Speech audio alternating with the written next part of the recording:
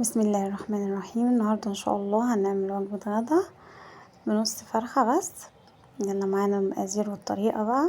معانا صدر فرخة مقطعينه على 4، ومعانا طماطم وبصل وتوابل، فلفل وكركم وقرفة وحبهان وقرنفل وفص ثوم مقطعينه، ومعانا طبعا شعرية ولسان عصفور ورز والملوخية. معانا حلة على النار فيها مية سخنة، هنبتدي ننزل فيها بالخضار بتاعنا اللي هو الطماطم والبصل، وبعد كده هننزل بالتوابل.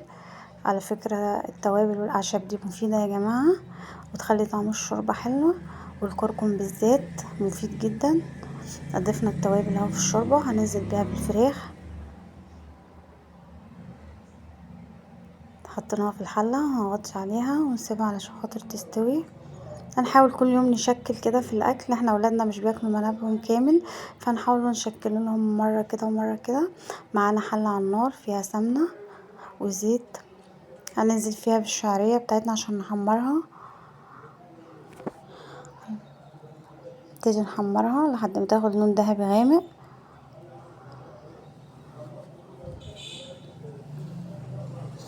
عشان نحط عليها الرز. وهنا اهوت كانت اللحمه بتاعتنا استوت والشوربه.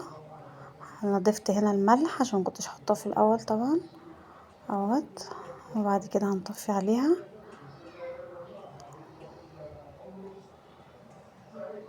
الشعريه معانا برضو احمرت.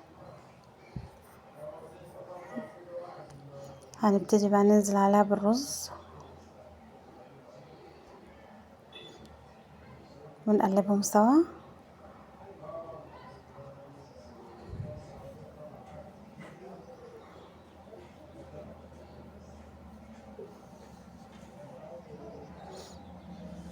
هنحط طبعا ملح، وبعدين هننزل بالميه.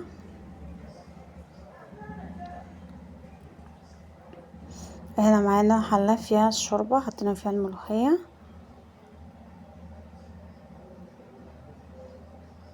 هنا بقى الطاسه على النار فيها معلقه سمنه، هننزل بيها بالثوم عشان نعمل الطشه بتاعه الملوخيه. هنحمر الثوم شويه، وبعد كده هننزل بالكزبره عشان ما تتحرقش مننا، لان الكزبره ما بتاخدش وقت، بتتحمر بسهوله. اهوت هنقلبهم مع بعض.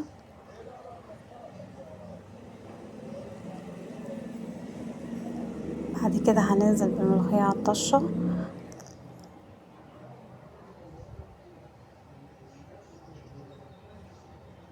بالشكل ده.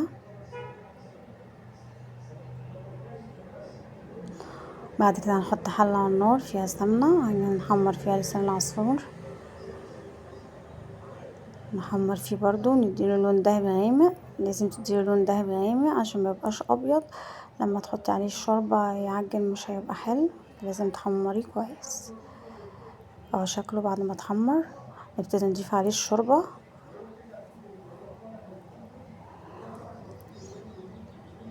ونسيبه بقى لحد ما يستوي برضو. تمام، اهو ضفنا عليه الشوربة. وهنا بعد ما استوى زي ما حضراتكم شايفين، هنا بقى معانا طاسة فيها زيت، هنبتدي بقى نحمر الفراخ بتاعتنا بعد ما استوت. انا رش عليها رشة ملح عشان يبقى طعمها حلو بعد ما تتحمر.